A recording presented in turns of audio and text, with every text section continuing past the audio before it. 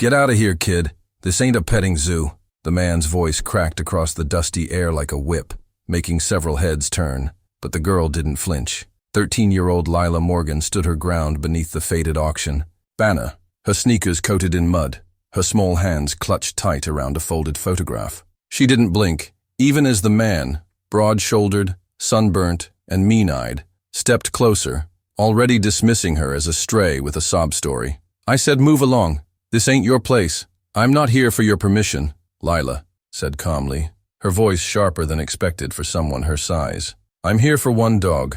A few people in the crowd chuckled. Most looked away. No one expected a child to have any business at a working dog auction, let alone one run by ex-military handlers, ranchers, and private security bidders waving checkbooks. But Lila didn't come to watch. She came with purpose, and deep in her chest, a storm was building. The auctioneer, an older man with nicotine-stained fingers and a limp in his step, paused when he saw her. Kid, are you lost? Parents with you? No, she said. My dad is dead. That froze him. A few murmurs rippled through the crowd. Lila stepped forward and unfolded the photo in her hands. It showed a man in uniform, Officer Blake Morgan, and next to him, a large German shepherd with bright, intelligent eyes and one torn ear, her father and his K9 partner, together for 7 years, until the day everything fell apart. The auctioneer looked at the photo, then looked at her. Something in his jaw tightened. You're Blake's girl, Lila nodded. I came for Ghost. The name landed like a punch. Silence fell for a second. Then a man near the back, dressed in sleek black, with a Bluetooth earpiece, snorted. That dog? He's up next. Aggressive. Disobedient. Should have been put down with the others. He's not disobedient, Lila snapped. He's grieving. That shut him up. The auctioneer gave a long sigh and motioned her away from the bidding line. Listen, kid, these dogs ain't family pets anymore. They're tools, trained for security, detection, aggression. Ghost hasn't let anyone near him since your father was killed. He doesn't eat, doesn't rest. They say he attacked his last handler. Lila's throat tightened. She'd read the reports, heard the lies. He didn't attack. He was defending. The auctioneer gave her a weary look. Even if I wanted to help, there are buyers lined up. You got $5 grand to outbid 'em? Lila reached into her backpack and pulled out a small tin box. She opened it and showed what was inside. Crumpled bills, coins, a badge, a key, and a medal shaped like a star. This is all I have. But it's not just money. It's proof that he's more than what they say. And I'm not leaving without him. For a second, the man looked like he might say something cruel. But then he looked at the badge in her hand, her father's, and his voice softened. Stay back. When they bring him out, don't move, unless I tell you. He doesn't recognize anyone anymore. I don't need him to recognize me, Lila whispered. I just need him to remember one thing. The gates at the side of the lot creaked open. A loud clang of chains followed. People parted, and then he appeared. Ghost. His coat was darker than in the photo, leaner now, his ribs faintly visible beneath matted fur. His ears twitched, his head low, and his amber eyes scanned the crowd like a cornered soldier. The handler holding the chain looked nervous, thick gloves barely holding steady. The auctioneer cleared his throat. Lot 47, male German shepherd, 6 years old, police trained. Last deployed 8 months ago.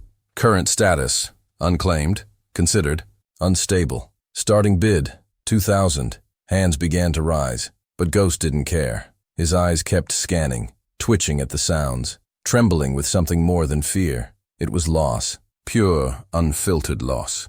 And then Lila stepped forward. Before anyone could stop her, she dropped the photo at her feet and whispered, Ghost, heal. It was barely audible, just 2 syllables, but the effect was instant. The dog stopped moving. His ears rose, his body tensed, and those wild eyes locked onto her like a lifeline. The crowd held its breath as the German shepherd slowly lowered his head toward the photo, sniffed it, and let out the softest whimper anyone had ever heard. Then he stepped forward. The handler tried to hold him back, but Ghost didn't lunge or growl. He moved gently, deliberately, like a soldier answering a final call. When he reached Lila, he pressed his head against her chest and sank to the ground, whimpering, again, this time like a dog finally home. Lila dropped to her knees, arms wrapping around his neck. I missed you too, she whispered into his fur. There was no more bidding, no raised hands, just silence. Heavy, aching silence. The auctioneer looked down, then turned to the others. Lot 47 is no longer available, he said simply. He's already been claimed. And just like that, the girl who came alone, carrying only grief and a photo, walked out with a warrior by her side, one they said was broken, forgotten, dangerous. But in her arms, he wasn't any of those things. He was just Ghost, and he was finally home. Ghost didn't sleep that night. Neither did Lila. She curled up on the floor of the garage beside him, refusing to leave even when her uncle tried to coax her into the guest bedroom. The old cement was cold, and the blanket she'd brought from the car wasn't enough to soften the hardness beneath her back. But she didn't complain. Ghost lay beside her, his breathing uneven and shallow, every muscle tight as if he expected the world to turn on him again at any second. Once in the middle of the night, he jerked awake with a soft growl, and for a moment Lila thought he might snap.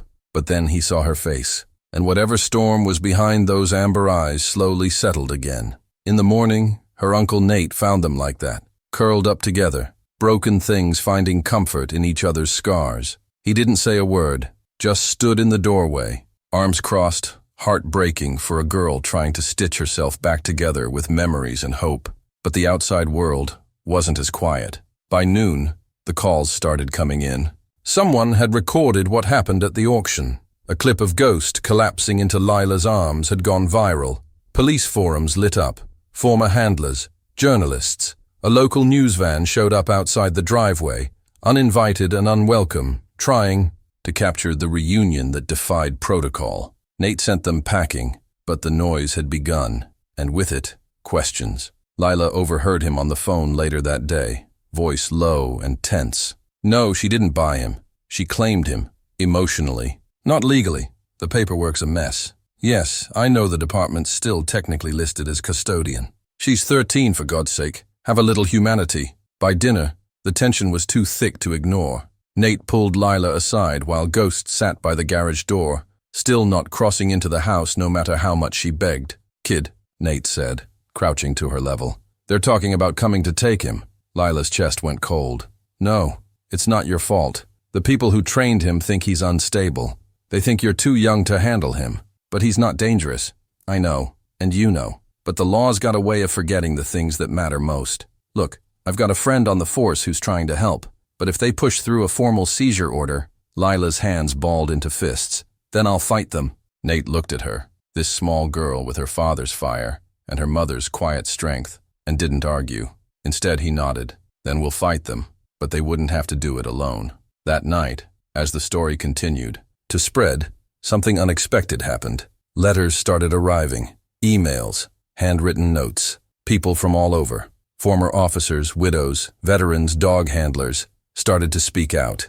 Some had known Blake Morgan, others had followed Ghost's K-9 deployments. They wrote about loyalty, about grief, about what it means to lose someone who mattered, and how animals, especially dogs like Ghost, don't just forget and move on. And then came the footage. One clip showed Blake and Ghost saving a kidnapped child from a burning warehouse. Another showed Ghost diving between Blake and a knife-wielding suspect, taking the hit himself. These weren't the moments the public had seen before. These were private recordings, shared now by people who had seen what kind of bond those two shared. And one thing became heartbreakingly clear. Ghost didn't break after Blake's death. He just never got the chance to grieve. By the weekend, a petition had been launched. Thousands signed it. The department was flooded with calls. And just as quickly as they'd threatened to take Ghost back, they backed off, officially releasing all custodianship to Lila's family under special circumstances. Nate read the letter aloud in the kitchen. Lila didn't say a word. She just ran to the garage and hugged Ghost so tight he let out a surprised little bark, and finally, stepped inside the house. For the first time since her father's funeral, Lila smiled without forcing it. But the story wasn't over. A few weeks later, Lila found a small box in the back of her dad's closet, one even her mom hadn't known about. Inside was a flash drive, old training footage, Blake's voice, coaching Ghost, laughing, praising, and one short message at the end, recorded months before the accident. If anything ever happens to me, buddy, I hope someone finds you. I hope they see the dog beneath the uniform. And I hope, more than anything, it's my little girl, She's got your loyalty. And God knows you've got her heart. Lila sat on the floor that night, Ghost resting his head in her lap as the final words played again and again. She didn't cry this time. She didn't need to, because in that small garage, wrapped in the weight of memory and the comfort of fur, she finally knew the truth. She hadn't rescued Ghost. He'd been coming home to her all along. 3 days after Ghost officially stepped inside the house, things started to shift. It was subtle at first, how his ears perked every time Lila's laugh echoed down the hallway, or how he waited by the bathroom door when she showered, as if guarding her from the steam and silence. He was still reserved around others. Nate tried tossing him a treat once, and nearly lost a finger, not from aggression, but sheer panic. Ghost flinched, then backed into a corner, tail low, eyes wide with confusion. It wasn't the action that scared him. It was the memory behind it. Something had happened during those months after Blake's death. Something no one had ever explained.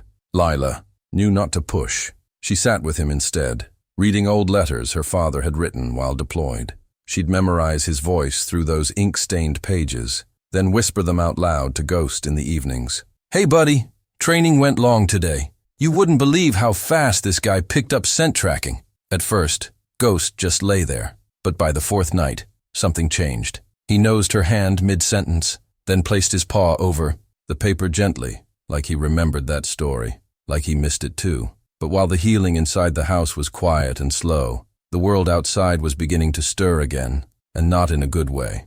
The auctioneer, bitter about losing his most expensive asset, filed a formal complaint against Lila's family. He claimed the acquisition was emotional manipulation, that the dog was government property, improperly retired, and sold under technical error. And then, without warning, a man from the department's internal review board showed up. Detective Holcroft, tall, unsmiling, a clipboard tucked under one arm like a sword of judgment. He didn't ask to come in, just knocked once and stared at Nate through the screen door. "We need the dog." Lila stood behind her uncle, hands trembling, Ghost pressed against her leg like a living shadow. "No," Nate said firmly. "You already transferred custody. That was under review. We believe this dog was part of a behavioral case after Morgan's death. If that's true, he should have never been put up for auction, and certainly not released into the care of a child." "I'm not just a child," Lila snapped, stepping forward. "I'm his person." Ghost didn't growl. He didn't bare his teeth, but his stance shifted, and that was enough for Holcroft to take a step back. "We'll be in touch," he said tightly, then disappeared down the path without another word. The tension in the house that evening was suffocating. Nate paced. Lila sat at the kitchen table staring at the folder the man had left behind. Inside were photos, grainy surveillance, stills of Ghost in training, in action, and one particularly jarring image of him standing over Blake's body the day he was killed. Ghost's posture in that shot was haunting, rigid, eyes hollow, blood staining his fur like war paint. That moment had marked him, changed him, and it was the image they were now using as proof that he was damaged. That night, Lila made a decision. She waited until her uncle was asleep, then quietly slipped on her sneakers, grabbed her father's old service badge from its case on the mantel, and clipped a leash to Ghost's collar. "Come on," she whispered. "They want proof you're not broken? Let's give them a reason to shut up for good." They walked in silence through the sleeping town, Ghost alert and steady at her side. Lila didn't know exactly where she was going until she got there. The precinct, the building where her dad once wore his uniform with pride, the one that still had his photo framed in the hallway. She stood outside the locked doors and raised her phone. Ghost sat beside her as she hit record. "This is Ghost," she said into the lens, voice calm but steady. "He served with Officer Blake Morgan for 5 years. He found missing children, took down armed suspects, saved lives, and when my father died, Ghost didn't get a funeral. He got locked in a cage. They called him unstable, aggressive, worth $50 at auction. But here's the thing. He's not just a dog. He's what's left of the man you buried in that flag." Ghost looked up at her then, like he knew the weight of her words. "They think he's dangerous, but he's only dangerous to those who forgot what loyalty looks like. So if anyone out there still remembers who Blake Morgan was, share this." She uploaded it before she could overthink it, then turned and walked home with Ghost at her side. By morning, it had already begun. The video exploded across police channels. K9 forums, and even local news outlets. Former officers started coming forward again, this time with testimonials. Ghost once shielded me during a warehouse raid. He tracked a missing autistic child for 6 miles through snow. He never snapped. He mourned, just like the rest of us. But it wasn't just the praise that turned the tide. It was the moment someone posted new footage from a decade ago. Blake training Ghost as a pup. In one clip, Blake looked into the camera and said, "If something ever happens to me, I don't want medals. Just make sure Ghost finds his way home." That sentence rewrote everything. Suddenly, the board's narrative collapsed. Holcroft was removed from the case. The department issued an official apology. And Ghost? He was named Honorary K9 Emeritus, given full retirement benefits, and declared untouchable by any future legal claim. But more than that, he became something else. To the world, he became a symbol of loyalty, of grief, of the bond between a fallen officer and the child left behind. And, to Leela, he was just family. The piece of her father that never left. The house had never felt so full and yet so fragile. Every creak of the floor, every rustle outside the window now carried the weight of anticipation. The video Lila had recorded hadn't just gone viral. It had sparked something raw. Veterans, families of fallen officers, even former K9 handlers, began sharing their own stories in support of Ghost and her father. The flood of solidarity was overwhelming. One retired officer from Texas sent a message that made Lila cry. "Your father saved my life in 2016. Ghost was at his side. Tell that dog he's welcome in my home any time." But all the praise came with something else. Attention, headlines, noise, the kind that invited scrutiny, and not everyone supported the movement. Holcroft may have been removed from the case, but his replacement, a polished man named Curtis Dane, was colder, quieter, and far more calculating. He didn't threaten. He simply requested meetings, asked questions for protocol, and always ended every conversation with the same smile that never touched his eyes. "Ms. Morgan, the department appreciates your concern for the animals' welfare," he said one morning as he stood on their porch in a crisp gray suit. "But public sentiment doesn't override internal evaluations. If it's proven that Ghost acted outside protocol the day your father died, his status could be revoked retroactively." Lila didn't blink. "He didn't fail my dad. My dad died doing his job and Ghost stayed by his side until help came. That's not failure. That's the definition of loyalty." Curtis's smile only widened slightly. "Loyalty can't override liability." He left a file on the porch and walked away, boots clicking sharply on the concrete. Nate picked up the file later and leafed through it slowly. Photos, transcripts, old behavior logs from Ghost's final months with Blake. One entry stood out. "Exhibited signs of unease around firearms post-incident. Recommend evaluation for emotional trauma." Emotional trauma. The phrase hit like a punch. They hadn't treated Ghost like a grieving partner. They had treated him like a malfunctioning tool. As evening fell, Lila took Ghost for a walk.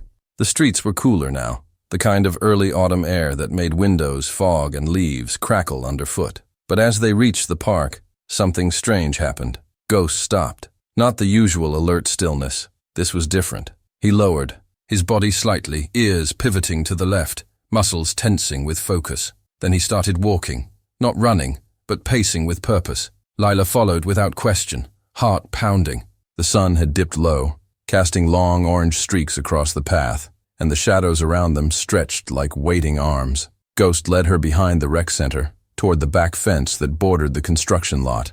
There, just beyond the chain-link barrier, stood a man in uniform. Not a local officer, not someone she recognized, and not alone.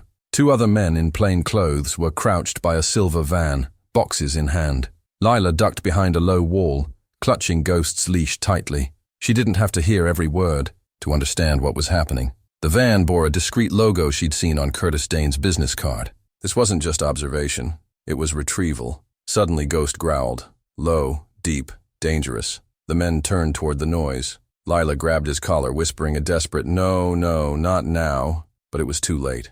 The one in uniform stepped toward the fence and shouted, "There's the dog." They hadn't seen her yet, only Ghost's outline. But it was enough. One of the plainclothes men pulled out a tranquilizer gun. The click of it being armed sent chills through her spine. "No," she cried, leaping to her feet. "You don't get to do this." The men froze. Ghost positioned himself between her and the fence instantly. The moment stretched, Lila's breath sharp and uneven, the wind curling through the fence links like a whisper. Then the man lowered his weapon. "We were told to collect the animal quietly," he said. "Didn't expect a protest." "You're not taking him," she said, voice cracking but steady. "He's not your asset. He's my family." One of the men pulled out his phone and took a picture. Then without another word, all three climbed back into the van and drove off, tires crunching gravel as they vanished into the fading light. That night, Lila couldn't sleep. Ghost lay by her bed, still, breathing slow and even, but she could see the flick of his ear every time the wind moved outside. He knew things weren't over. The next morning brought the letter. Official notice of review. Department motion to revoke custody and mandate immediate transfer of Ghost to secure evaluation. Enclosed. A date. 1 week. Nate looked at it for a long time. They want to fight. Lila folded the paper slowly. Then let's give them one. She didn't mean with protests or another video. She meant something deeper, personal. She reached out to every officer who had worked with her father, every trainer who had seen Ghost in the field. She tracked down the dispatcher who handled Blake's final call. Each testimony was gathered, documented, and signed. But she didn't stop there. She brought Ghost to the local elementary school, where her dad used to give safety demos. Ghost sat gently beside kindergartners as they pet his ears and whispered secrets in his fur. She took pictures, captured smiles, laughter, the opposite of aggression. And on the final night before the review, she brought Ghost to the cemetery. They sat in front of Blake Morgan's grave. The wind was cold. The ground smelled of pine and smoke from distant chimneys. Lila rested her hand on the headstone. "They want to take him away tomorrow, Dad. Say he's not safe. Say he's not who you raised." Ghost rested his head against her knee. "But I know better," she whispered, "and I'll fight. For him the way he never stopped fighting for you." Ghost looked up at her then. Not sad, not broken, just waiting, like he always did, for her next move, for what came next, and for the world to finally listen. The day of the hearing arrived cloaked in gray skies and steady rain. The courthouse steps were slick with water, and the flags above flapped like restless hands. Lila stood beside Ghost, her coat soaked at the shoulders, eyes fixed forward as the doors opened, and an officer waved her in. Nate followed a step behind, gripping a sealed envelope filled with testimonies, photos, and handwritten letters from people Ghost had touched, people her father had saved. This wasn't just about a dog anymore.